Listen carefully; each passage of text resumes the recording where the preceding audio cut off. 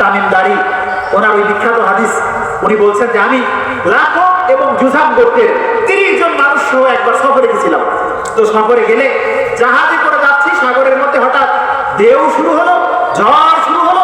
ঝড়ের মধ্যে আমাদের নৌকাটা নির্দিষ্ট জায়গায় না গিয়ে জাহাজটা অন্য একটা দ্বীপে গিয়ে ভিড়লো। আমরা জাহাজ থেকে যখন নামলাম দেখলাম একটা ভয়ঙ্কর প্রাণী, খুব ভর দেখতে, যার সারা শরীরে পশম দিয়ে ঢাকা, তার সামনের দিক কোনটা আর পিছনের দিক কোনটা এটা বোঝা যায় না। এটা দেখে আমরা ভয় পেয়ে গেলাম, বললাম বইলা তোমার নামটা, তোমার ধ্বংস, তুমি কে? তখন সে বলল আমি হলাম গোয়েন্দা। তো আমরা বললাম কিসের গোয়েন্দা? সে বলল তোমরা একটা ঘর দেখায় বললো যে এই ঘরের দিকে যাও, এই ঘরে একজন লোক তোমাদের জন্য অপেক্ষা করছে, আমি তার গোয়েন্দা।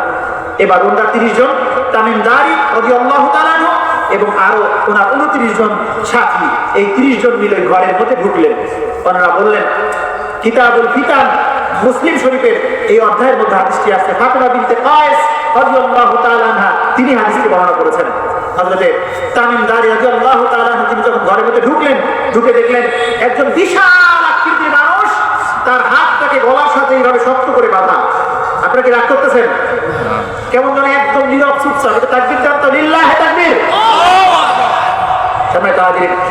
হাতকে গলার সাথে শক্ত করে বাঁধা এবং পা এবং হাঁটুর মাঝখানে মোটা মোটা শিকল দিয়ে শক্ত করে বেঁধে রাখা হয়েছে। এই অবস্থা দেখে হযরত তামিমদারি রাদিয়াল্লাহু তাআলা আনহু তিনি ভয় পেয়ে বললেন, আমরা মনে করছি এটা একটা শয়তান। আমরা বললাম তুমি কে, তোমার পরিচয় কি? তখন ওই বিশাল আকৃতির মানুষটা আমাদেরকে বললো যে তোমরা কারা, তোমাদের পরিচয় দাও। তখন আমরা আমাদের সব কথা বললাম, এইভাবে আমরা সফরে বের হয়েছিলাম, জাহাজ তার পথ ভুলেই দ্বীপে এসে ঠেকছে। তারপর এরকম একটা প্রাণীর সঙ্গে দেখা হইলো, তার সামনে পিছনে কিছু চেনা যায় না। তো আমরা, সে আমাদের বললো গোয়েন্দা, আমরা এই হিসেবে তোমার কাছে আসছি। সম্মানিত আজ অনেক বড় কথা বলা যাবে না, সামনে আমার আলোচনা আছে। এক পর্যায়ে এই দুই গ্রুপের সাথে কথাবার্তা হলো, তোমরা অনেক কথা জিজ্ঞাসা করলেন, শেষ কবির ব্যাপারে কথা হলো। তারপরে ওই লোকটা তার পরিচয় দিল, সে বললো আমি হলাম দাজ্জাল, কিয়ামতের আগে আমাকে ছেড়ে দেওয়া হবে, আমি 40 দিনে গোটা পৃথিবী ভ্রমণ করবো। আল্লাহু আকবার। তাই একটা গাধা থাকবে এবং দাজ্জালের আগমন করার পরে তার প্রথম বছরটা হবে, প্রথম দিনটা হবে 1 বছরের সমান। হাদিস শরীফে আছে তার একদিন হবে তোমাদের 1 বছরের সমান, আর দ্বিতীয় দিনটা হবে কাশাহরিকুম, তোমাদের মাসের সমান, আর শেষ তৃতীয় দিনটা হবে কাউসবুউকুম, তোমাদের 1 সপ্তাহের সমান। মানে প্রথম দিনটা 1 বছর, দ্বিতীয় দিনটা 1 মাস, তৃতীয় দিনটা 1 সপ্তাহ, বাকি 37টা দিন হবে স্বাভাবিক দিনের মতো। এভাবে দাজ্জাল এসে গোটা পৃথিবীকে কবজা করে নেবে। এখন দাজ্জাল কিভাবে পৃথিবীকে কবজা করবে তার পূর্ব প্রস্তুতিমূলক দাজ্জালের অনুষঙ্গ হলো ইহুদিরা, যারা বর্তমান ফিলিস্তিনে আমাদের মুসলিম ভাই বোনকে মেরে মেরে হত্যা করছে, বলেন নাউজুবিল্লাহ। এখন দাজ্জাল কি দিয়ে গোটা পৃথিবীকে হাতের মুঠোয় নেবে? তা হলো এই ইন্টারনেট, মোবাইল। সম্মানিত হাজিরিন, এই বিষয়টাকে ভালো করে চিন্তা করুন। আজকে আপনি একজন মানুষের চরিত্র নষ্ট করতে চান, তাকে কিন্তু আর বিভিন্ন জায়গায় নিয়ে যাওয়া লাগবে না, শুধু একটা মোবাইল একজন মানুষের চরিত্র নষ্ট করে দিতে সক্ষম, বলেন ঠিক কিনা?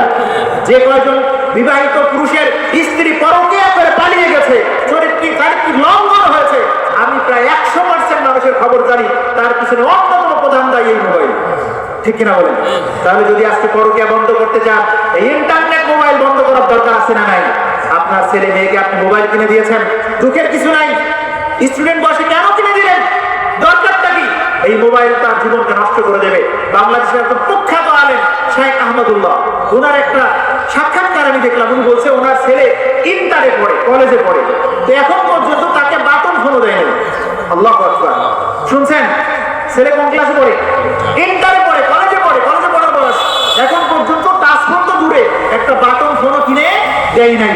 এবার একজন জিজ্ঞাসা করছে তারে, আচ্ছা আপনার ছেলে যে স্কুল কলেজে যায়, আপনি খোঁজ খবর নেন কেমনে? কোনো সমস্যা হলে জানলেন কেমনে? তখন উনি বলছে যেই সময় মোবাইল আবিষ্কার হয় নাই, ওই সময় যেইভাবে ছেলের খবর নিত আমি সেইভাবে খবর নিই। আল্লাহু আকবার। সম্মানিত হাজিরিন, ঘরটাকে যদি সুন্দর করতে চান তাহলে মোবাইলের সয়লাভ থেকে বাঁচাতে হবে। বলতেছিলাম সূরা নিসা 4 নম্বর সূরা 36 নম্বর আয়াত অনুযায়ী আমরা একটা সুন্দর সমাজ বিনির্মাণের জন্য আল্লাহ পাকের 3টা নির্দেশ। 1 নম্বর নির্দেশ, ইবাদত হবে কার? আল্লাহ পাকের ইবাদত যদি আপনি করতে পারেন, 2টা সমস্যার সমাধান আল্লাহ করে দিবেন। একটা হলো তাকে ক্ষুধা থেকে বাঁচিয়ে দিবেন, আর একটা হলো ভয় থেকে রব্বুল আলামিন নিরাপত্তা দিয়ে দিবেন। সুবহানাল্লাহ। দুনিয়াতে রব্বুল আলামিন যত নবী রাসূল পাঠিয়েছেন সব নবী রাসূলগণ পৃথিবীতে এসে একটাই দাওয়াত দিয়েছেন, ইয়া কওমি ইবুদুল্লাহ মা লাকুম মিন ইলাহিন গায়র। সব নবীরা এসে বলছেন, ও আমার জাতির লোকেরা, তোমরা আল্লাহ পাকের ইবাদত করো, আল্লাহ ছাড়া আর কোনো মাবুদ নাই, ঠিক কি না? সম্মানিত হাজিরিন, এজন্য যদি আপনি 56 নম্বর সূরা জারিয়া পড়েন, এই সূরার মধ্যে রব্বুল আলামিন জানিয়ে দিলেন, ওয়া মা খালাকতুল জিন্না ওয়াল ইনসা ইল্লা লিয়া'বুদুন।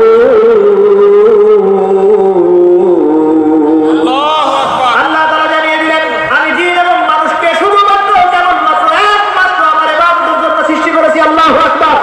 তাহলে আমাদের তৈরি হয়েছে যার ইবাদত করার জন্য, তিনি আমার কে? আল্লাহ পাকের গোলামি জীবনের সব জায়গায় করতে রাজি আছেন? তাহলে আজকে থেকে ঘরের মধ্যে পর্দা চালু হবে, আমাদের ছেলেমেয়ে নামাজ পড়বে, মিথ্যা বন্ধ হবে, সালামের চালু হবে, কোরআন তেলাওয়াত চালু হবে। আগামী রমাদান আমাদেরকে জান্নাতের পথ উন্মুক্ত করে দেবে, সহজ করে দেবে। রাজি আছেন ইনশাআল্লাহ? আল্লাহ কবুল করুন, বলেন আমিন।